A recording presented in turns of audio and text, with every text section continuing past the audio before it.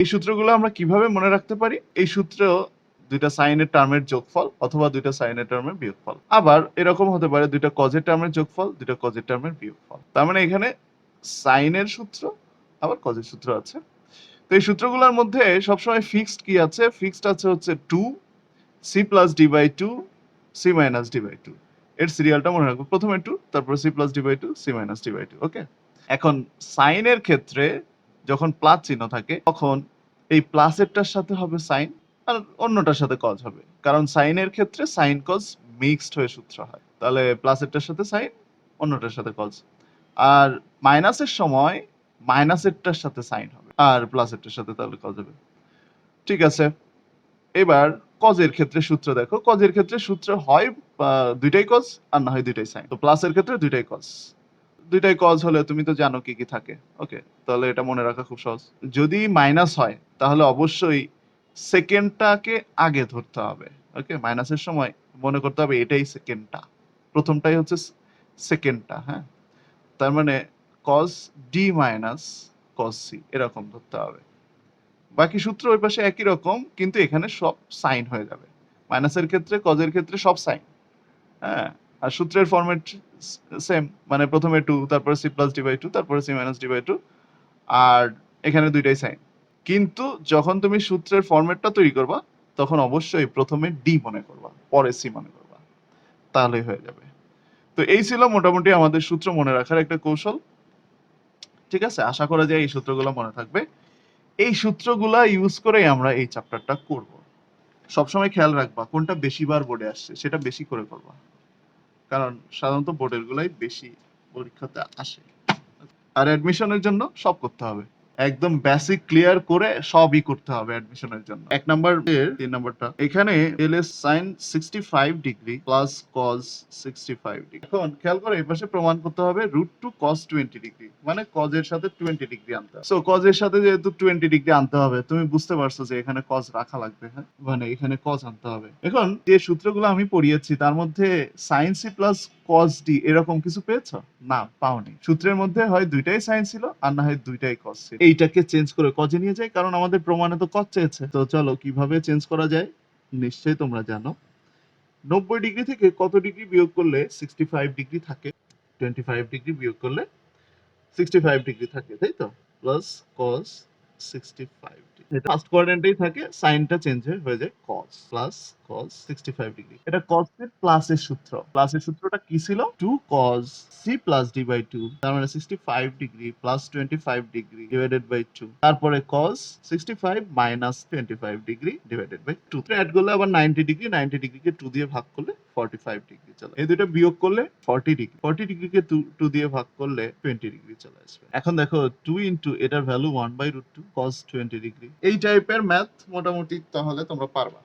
2 number ls cos 20 degree plus cos, আমরা ফার্স্টেরটা আর লাস্টেরটা নিব, কারণ যোগ করে এবং বিয়োগ করে আমরা দেখলাম যে বিয়োগের সময় 2 দিয়ে ভাগ করলে 60 ডিগ্রি আসে। তো 60 ডিগ্রি একটা ভ্যালু আছে cos 140 degree plus cos 20 degree plus cos 100 degree লাস্টে রেখে দিলাম। প্লাসের সূত্রটা c প্লাস d বাই 2, হ্যাঁ, তার মানে 140 যোগ 20 ডিভাইডেড বাই 2, আর cos 140 degree minus 20 degree divided by 2 plus cos 100 80 degree. এটা 120 দুইতে ভাগ করলে 60 ডিগ্রি।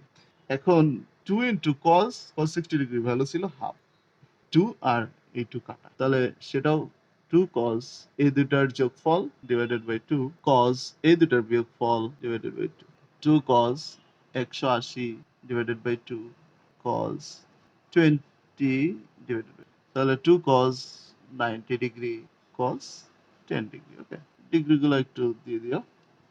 আচ্ছা, কিন্তু cos 90 ডিগ্রি ভ্যালু কত? 0, রাইট সাইড। এই ম্যাথ। তো প্রথমে কোনটা কোনটা নিয়ে কাজ করবা? তো তুমি এটা নিয়ে কাজ করতে পারবা। সাইন এইটা আর এটা, এই দুইটা আগে নাও।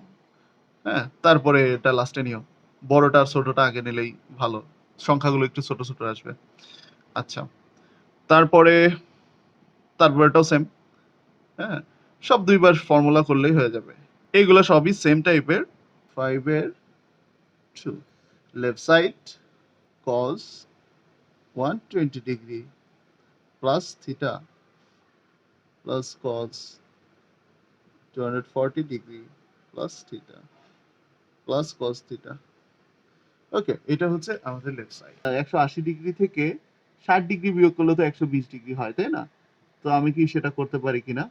180 ডিগ্রি মাইনাস 60 ডিগ্রি, তাহলে হলো না 120 ডিগ্রি।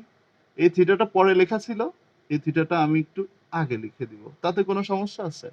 কোনো সমস্যা নাই। এই দুইটা মিলে একটা ব্র্যাকেট দিব, তাতে কোনো সমস্যা আছে? আশা করা যায় নাই। হ্যাঁ, সেম কাজ পরেরটা থেকেও করব। তাহলে এইটা কি করা যায়? 180 সাথে কত যোগ করলে এই 240 হয়? 180 সাথে 60 যোগ করলে 240 হয়, তাই না? তাহলে এখানে আমরা কি করব? Theta plus 60 degree. তো নিশ্চয়ই আমরা বুঝতে পেরেছি ওখানে। জাস্ট কোঅর্ডিনেটের হিসাবের জন্য আমরা এভাবে আলাদা করে ফেললাম। এবার দেখো 180 প্লাস সামথিং কোন কোঅর্ডিনেট? এটা ডেফিনেটলি থার্ড কোঅর্ডিনেট। থার্ড কোঅর্ডিনেটে কজ নেগেটিভ, তাহলে minus cos theta minus 60 degree. এটা কোন কোঅর্ডিনেট? এটাও থার্ড কোঅর্ডিনেট। এখানেও কজ নেগেটিভ, তাই তো? তাহলে এখানেও minus cos theta plus 60 degree. Okay, plus cos theta. এখন আমরা খেয়াল করবো এখানে এখান থেকে মাইনাস চিহ্ন যদি কমন নিই, আমি মাইনাস চিহ্ন কমন নিয়ে কি হয়? তাহলে cause theta minus 60 degree plus cos theta plus 60 degree, মানে ঠিক উপরের ম্যাথটার মতোই যেটা আমরা আগে বুঝলাম। হ্যাঁ, এই দুইটার যোগফলে সব কজ ছিল, তাহলে 2 কজ এ কজ বি। এখন দেখো মাইনাস 2 ইন্টু কজ থিটা, আর এটার ভ্যালু কত? Plus cos theta. এটা কাটা, তাহলে minus cos theta plus cos theta, এটা equal to 0, equal to right side. Simple. Just এখানে অতিরিক্ত হচ্ছে এই কনভার্সনটা, মানে কোঅর্ডিনেট কনভার্সনটা।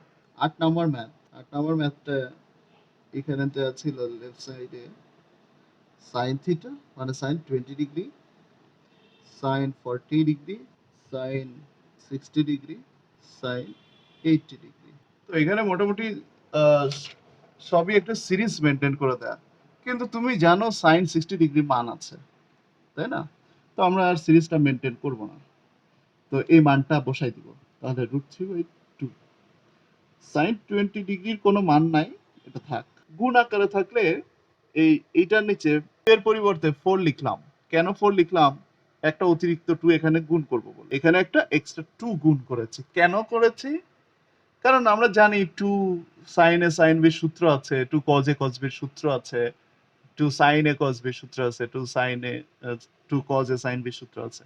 হ্যাঁ, তো এই সূত্রগুলা থেকে আমরা সূত্র বসানোর চেষ্টা করব। cos a minus b, তারপরে ছিল minus cos a plus b, এই সূত্রটা ছিল।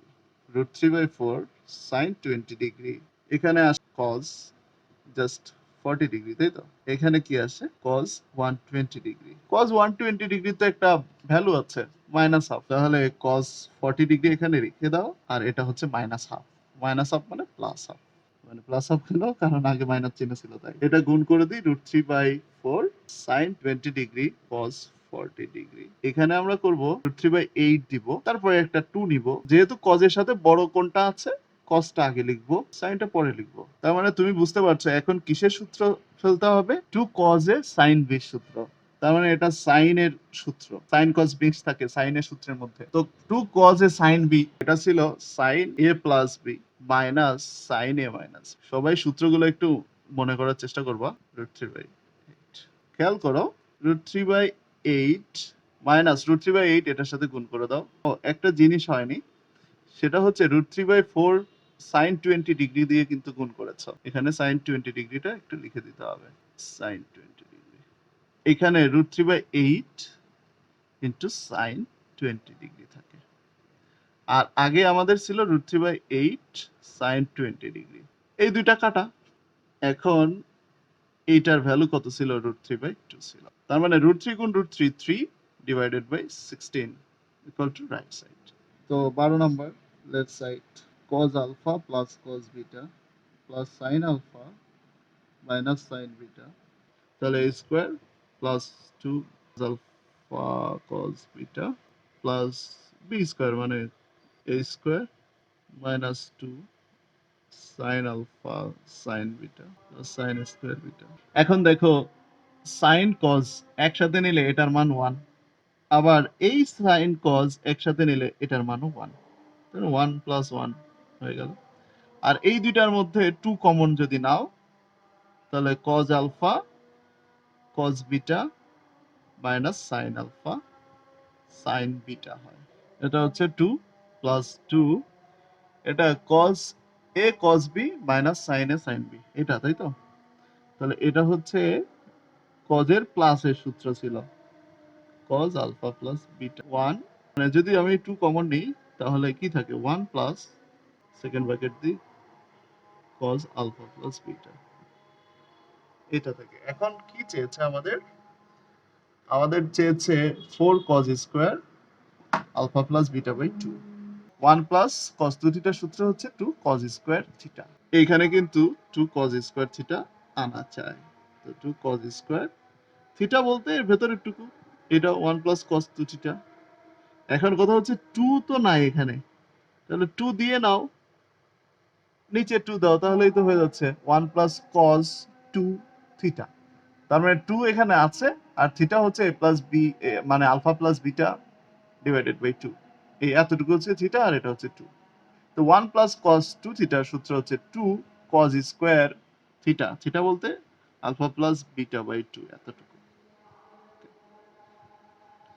তো 4 cos square alpha plus beta divided by 2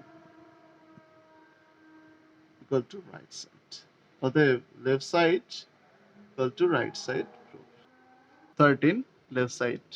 তো sin alpha plus sin 3 alpha plus sin 5 alpha এটা আছে, cos alpha cos 3 alpha plus cos 5 alpha। এই যে মাঝেরটা এটা থাক, বড়টা ছোটটা নিয়ে কাজ করব। কেন? কারণ এই দুইটা যোগ করে 2 দিয়ে ভাগ করে দেখো এটা সমান আসবে, তাই না? যোগ করে অথবা বিয়োগ করে যাই হোক। তো আমরা যোগ করে 2 দিয়ে ভাগ করলে এটা আসে, বিয়োগ করে 2 দিয়ে ভাগ করলেও সমস্যা ছিল না। ওকে, মানে যে কোনো একটা মিললেই চলবে। তাহলে এই দুটো যোগ করে অথবা বিয়োগ করে 2 দিয়ে ভাগ করলে যদি এটা মিলে তাহলে এই দুইটাই আমরা করব। sin alpha plus sin 3 alpha, আচ্ছা cos 5 alpha plus cos alpha cos 3 alpha, sin c plus sin d। তো 2 sin c plus d by 2, c plus d হচ্ছে এই দুইটার যোগফল ডিভাইডেড বাই 2, তো cos c minus d by 2। আর এখানে দেখো c প্লাস d বাই 2, আর এখানে cos c minus d divided by 2। 2 sin 3 alpha না, cos হচ্ছে 2 আলফা। এখানে দেখো 2 cos 3 আলফা আর cos 2 আলফা, এখানে cos 3 আলফা ছিল, cos 3 আলফা। ওকে, এখন দেখো উপর থেকে sin 3 আলফা কমন যায়, থাকে 2 cos 2 আলফা প্লাস 1, এখানে থাকে 2 cos 2 আলফা প্লাস 1, এইটা এটা কাটা tan 3 আলফা। তো এইভাবেই আসলে প্রমাণটা হয়, একদম সোজা জিনিস।